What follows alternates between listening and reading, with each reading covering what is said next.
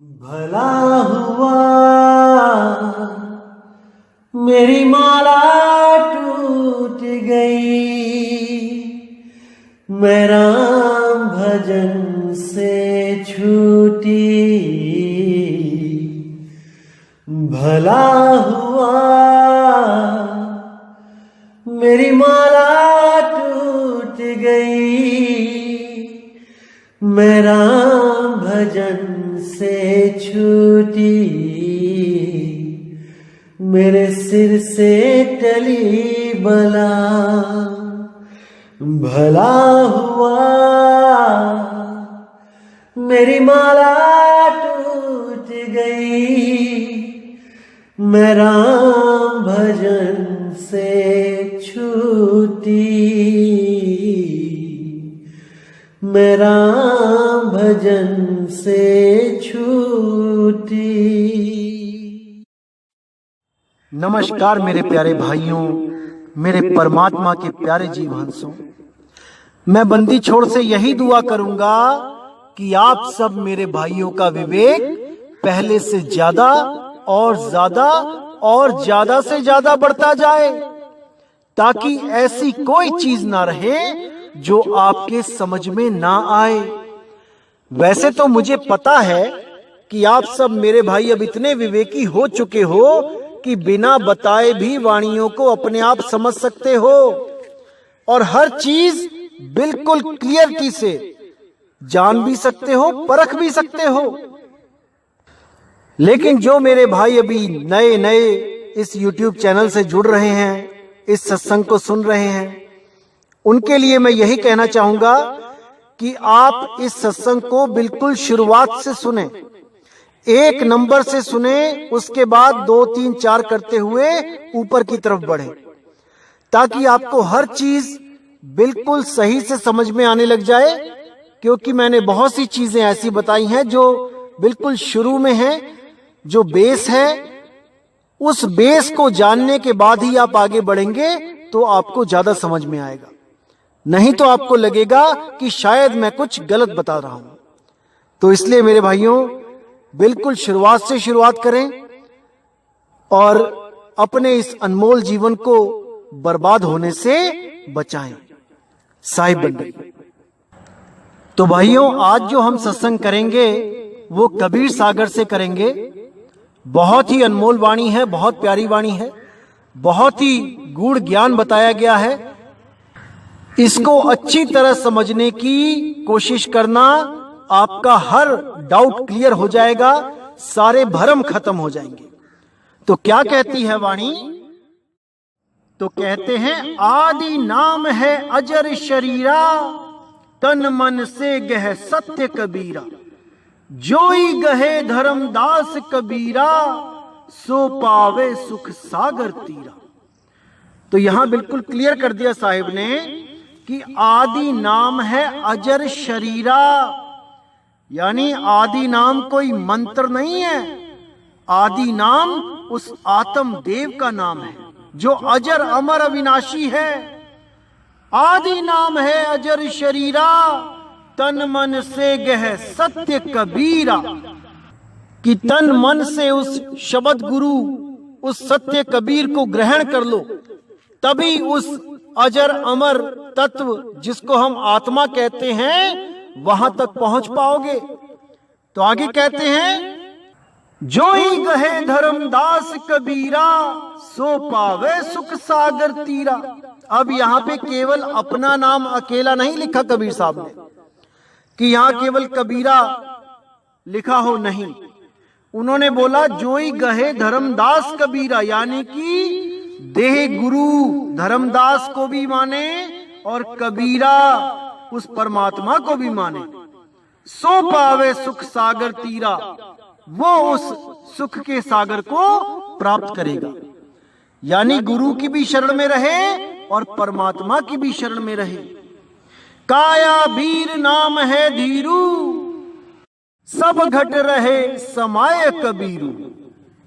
निज ही शब्द कबीर है सारा, जाका है निज सगल पसारा। अब यहां बता दिया कि काया वीर नाम है धीरू, सब घट रहे समाये कबीरू, कि वो सब घटों में समाया हुआ है। ऐसा कोई घट खाली नहीं जहां पे वो नहीं, ऐसा कोई घट नहीं। लेकिन कौन सा घट? आत्म घट, ना कि ये तन घट। तन घट में मूल चक्र, स्वाद चक्र, नाभि चक्र, हृदय चक्र, कंठ चक्र, आज्ञा चक्र, सहस्रार चक्र, ये सब हैं और इनके अलग अलग धनी हैं। कहीं पे गणेश जी का वास है, कहीं पे ब्रह्मा विष्णु शिव जी का वास है, कहीं पे शेरावाली माता का वास है, कहीं पे मन निरंजन का वास है। ये सब धनी हैं इस तन घट के। लेकिन आत्म घट का धनी केवल और केवल कबीर है, यानी वो शब्द गुरु है जो सब घटों में समाया हुआ है। तो कहते हैं निज ही शब्द कबीर है सारा, जाका है निज सगल पसारा। यानी हमारा आपका जो निज नाम है, निज शब्द है, वो कबीर ही है।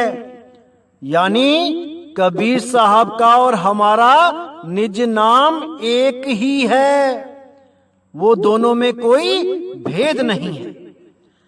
जो तू सो हम, इसी को बोला सोहम सत्य कबीर। इसको अच्छी तरह समझ जाओ मेरे भाई। जाका है निज सकल पसारा, यानी ये 5 तत्व, 3 गुण, 25 प्रकृति, मन, माया, ये जो कुछ भी दिख रहा है ये सब उस शब्द गुरु के बल पे ही चल रहा है, उस निज नाम के द्वारा ही चल रहा है। अगर वो निज नाम ना हो तो ये हिलडुल भी ना पाए, ये कुछ भी ना कर पाए। लेकिन उसी निज नाम के द्वारा ये सारा पसारा फैला हुआ है और हम इसी पसारे में उलझ गए हैं। जब तक हम अपने निज नाम को प्राप्त ना कर लें, हम कभी जन्म मरण से मुक्त नहीं हो पाएंगे। इसीलिए हमें केवल और केवल निज नाम का, उस सार नाम का, केवल उसका ही सहारा होना चाहिए, अन्य किसी नामों का कदापि नहीं। कोई मंत्र नहीं, कोई तंत्र नहीं, कोई योग नहीं, कोई कुंडलिनी जागरण नहीं, कोई श्वासों का अजपा जाप नहीं, कोई कान बंद करके अनहद धुन नहीं, कोई त्रिकुटी इंगला पिंगला सुषमना पे ध्यान नहीं, कुछ नहीं।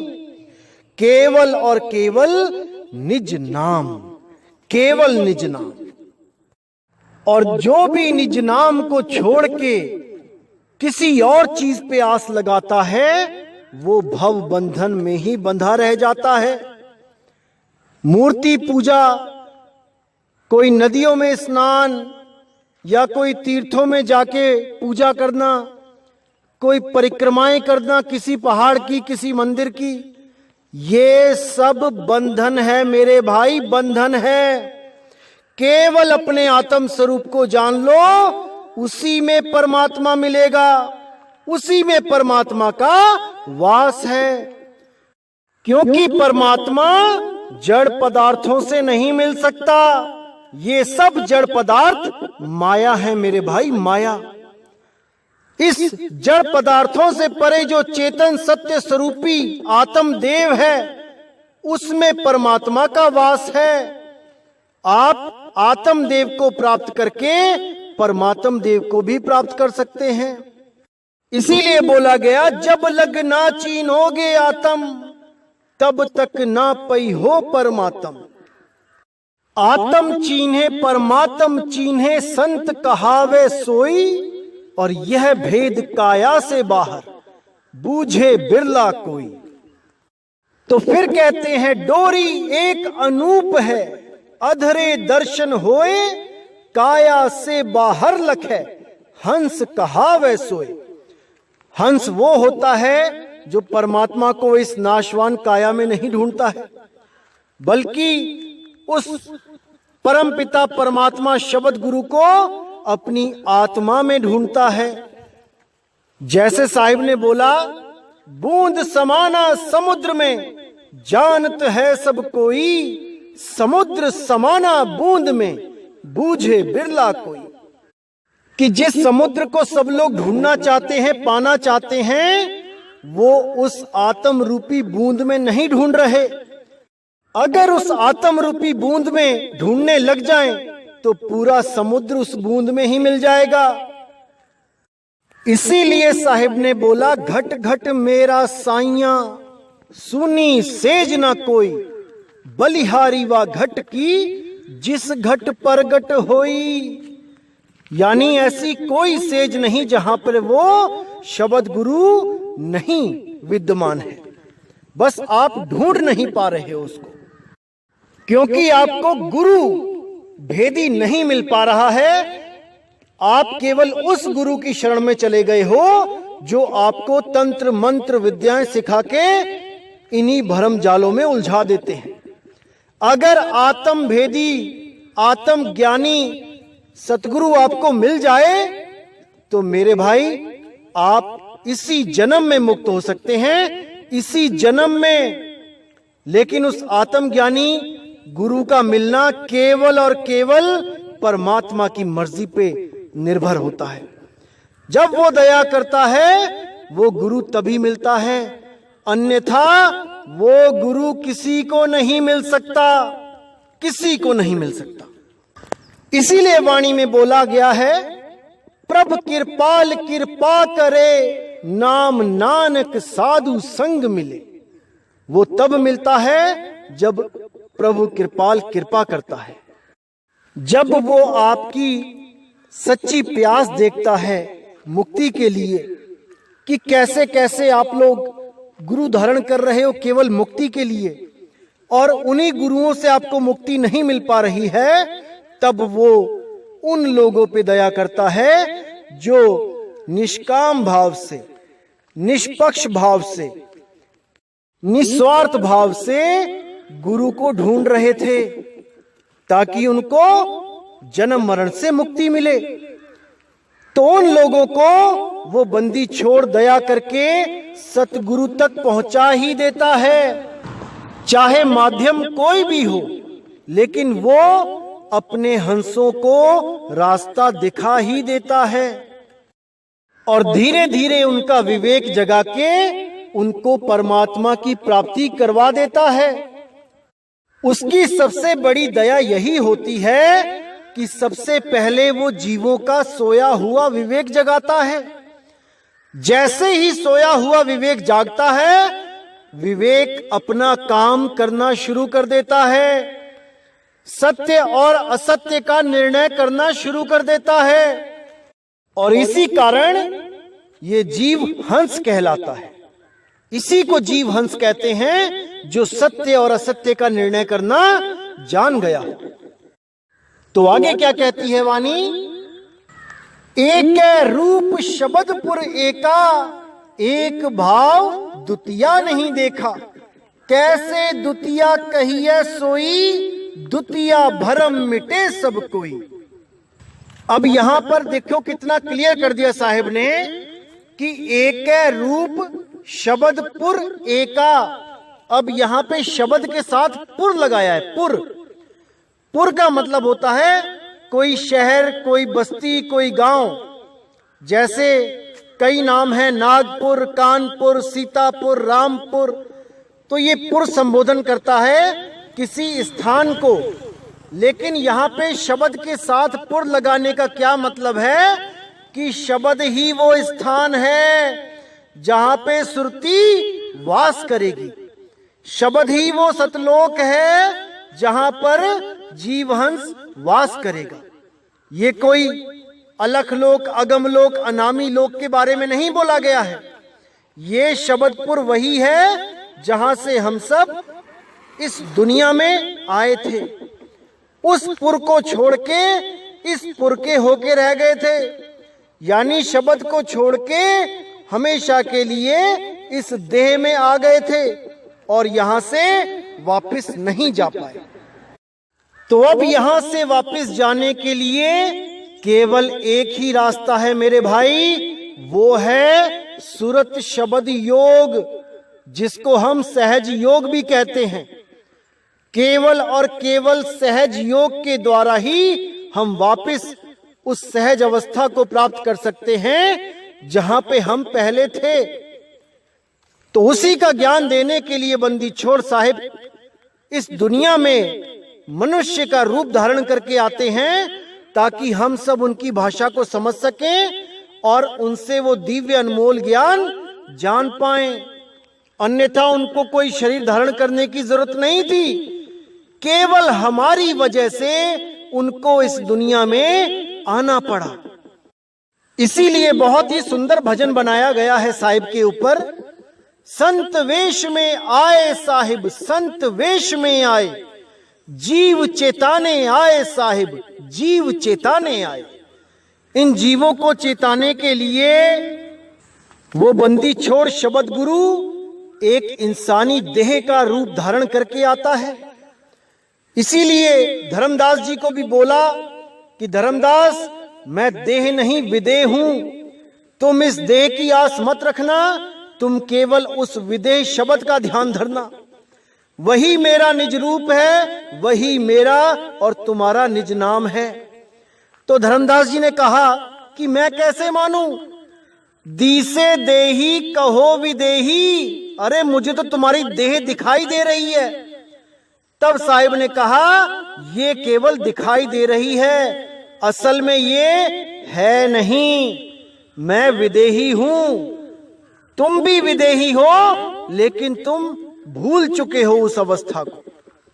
इसीलिए साहिब ने बोला कि हम सब जितने भी जीव यहां पे हैं, ये सब विदेही हैं, लेकिन अपनी विदेह अवस्था को भूल के इस देह अवस्था में लिप्त हो गए हैं।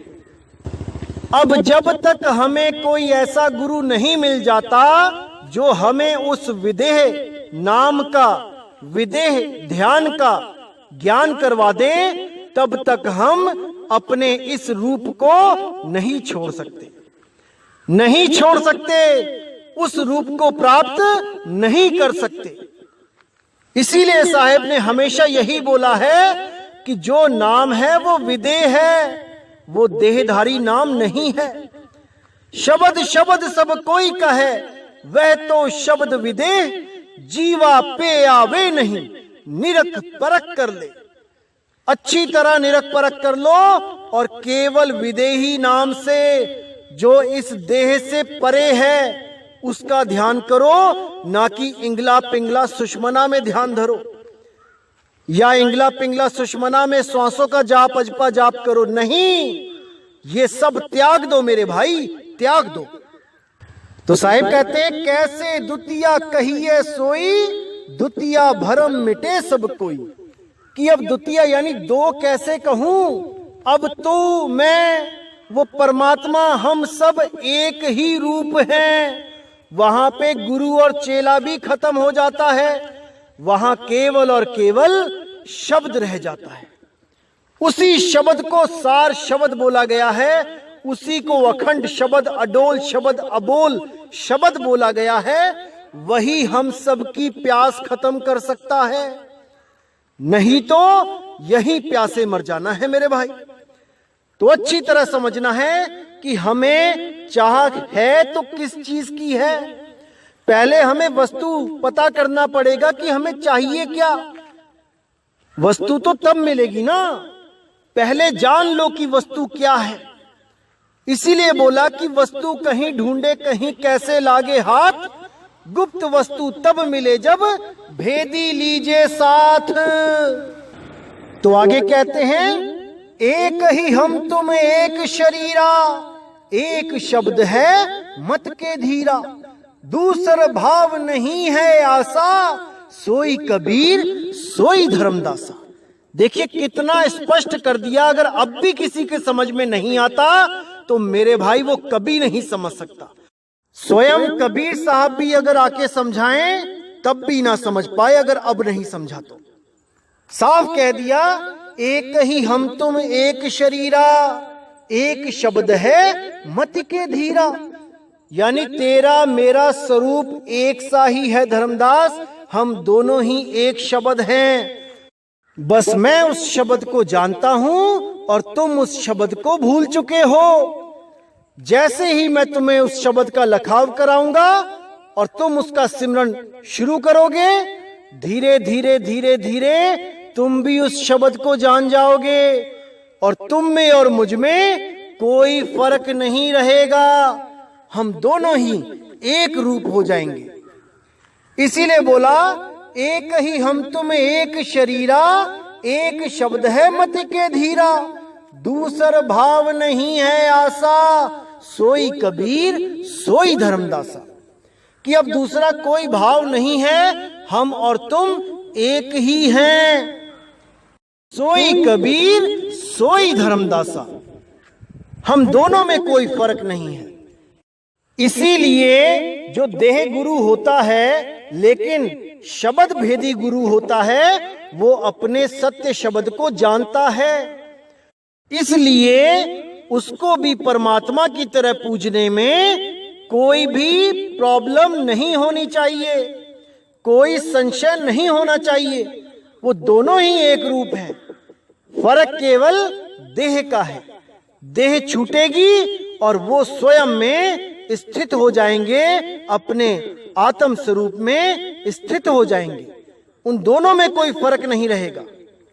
तो आगे क्या कहते हैं, एक ही रूप एक अनुहारी, एक ही पुरुष सकल विस्तारी, आदि नाम में भाख सुनायो, नाम गहे जब मुक्ति पायो। जो कोई आदि नाम को चीन्हा, तासो काल भयो बलहीना। अब यहाँ पे बिल्कुल साफ कर दिया कि एक रूप एक अनुहारी, एक ही पुरुष सकल विस्तारी, यानी उस सार शब्द परम पिता परमात्मा की चेतना से ही ये सारा ब्रह्मांड, ये सारा कायनात, ये सारे शरीर, ये सब कुछ उसी सार शब्द से ही चल रहे हैं। शक्ति वही देता है तब ये चेतन होते हैं, अन्यथा ये जड़ पदार्थ ही हैं। तो हमारी सुरती ने इन जड़ पदार्थों का जो साथ कर लिया है, अब इनको छोड़ नहीं पा रही है। जब वो इन सबको छोड़ के अपने मूल सार शब्द सतपुरुष का सिमरण करना शुरू करती है, तब वो अपने असल को जान पाएगी कि मैं असल में हूं क्या। अभी तो वो केवल अपने आप को तन और मन समझ बैठी है। कभी वो खुद को जीव समझने लगती है, कभी वो खुद को ब्रह्म समझने लगती है।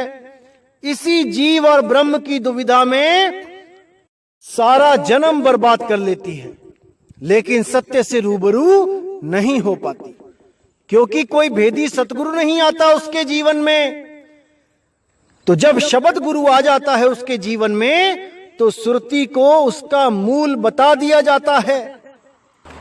इसीलिए बोला जाता है शब्द गुरु सुरत धुन चेला, यानी कि शरीरों में रहने वाली ये सुरती रूपी शिष्य उस शब्द रूपी गुरु उसको जब तक नहीं प्राप्त करेगी, तब तक ये भटका ही खाएगी। शब्द बिना सुरती आंधरी कहो कहां को जाए, दौर न पावे शब्द का फिर भटका खावे। तो मेरे भाई, शब्द गुरु को ढूंढ लो, शब्द गुरु से नाता जोड़ लो। इन देह गुरु के चक्कर में मत रहना, नहीं तो ये अपनी देह की ही पूजा करवा के, इसी देह से अंत समय में आस लगवा के तुम्हें फिर से एक नया शरीर दिलवा देंगे। जिन शरीरों से हमें मुक्ति चाहिए थी, उन्हीं शरीरों की आस लगवा के तुम्हारा जन्म बर्बाद कर देंगे।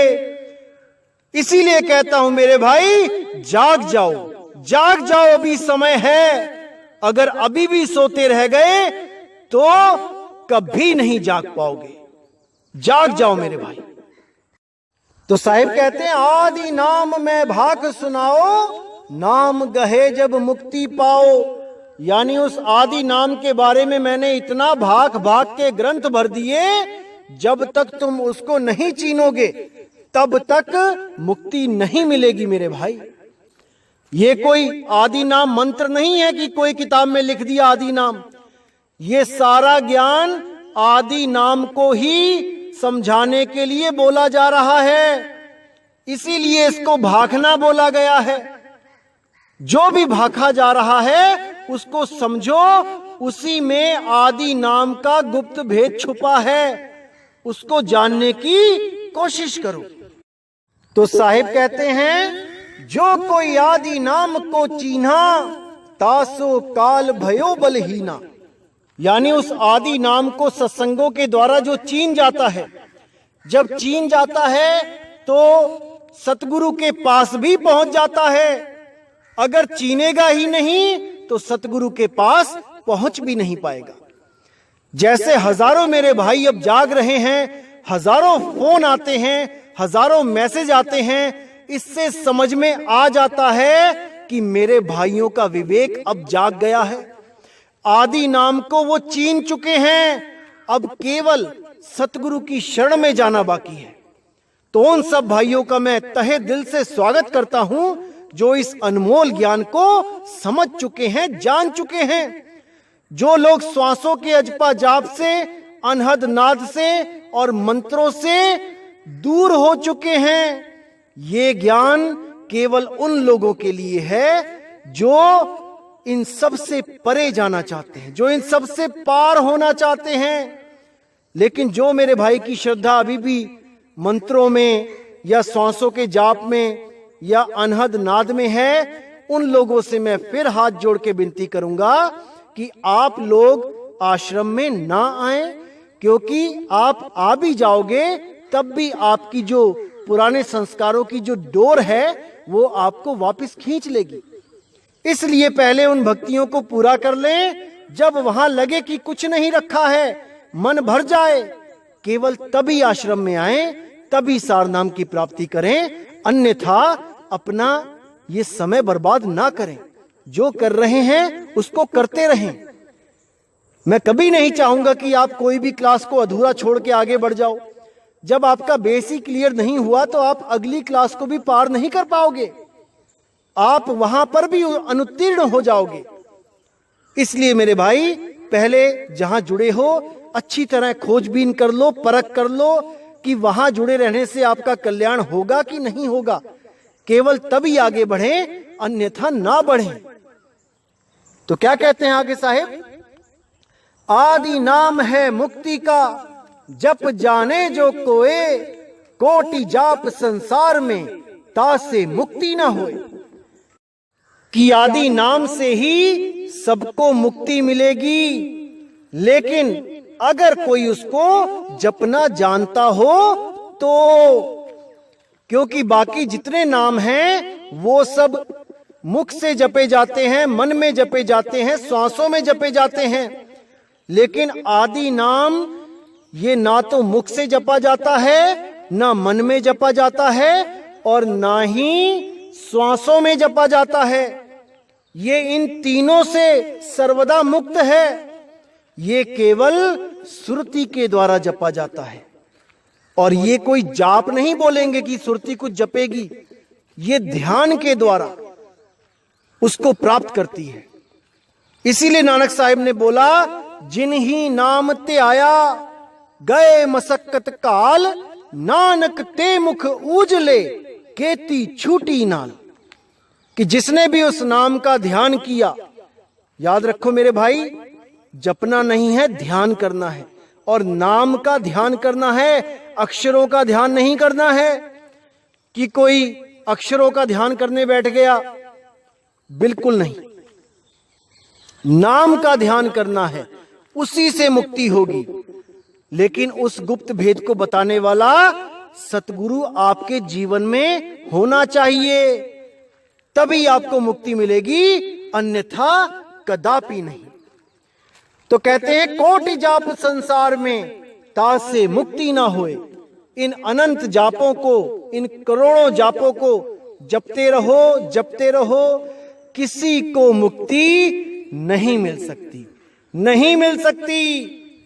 इसीलिए मेरे भाई, मैं आपसे बार बार यही अरदास करता हूं कि केवल और केवल निज नाम नी अक्षर नाम, अबोल नाम, अडोल नाम की खोज करो।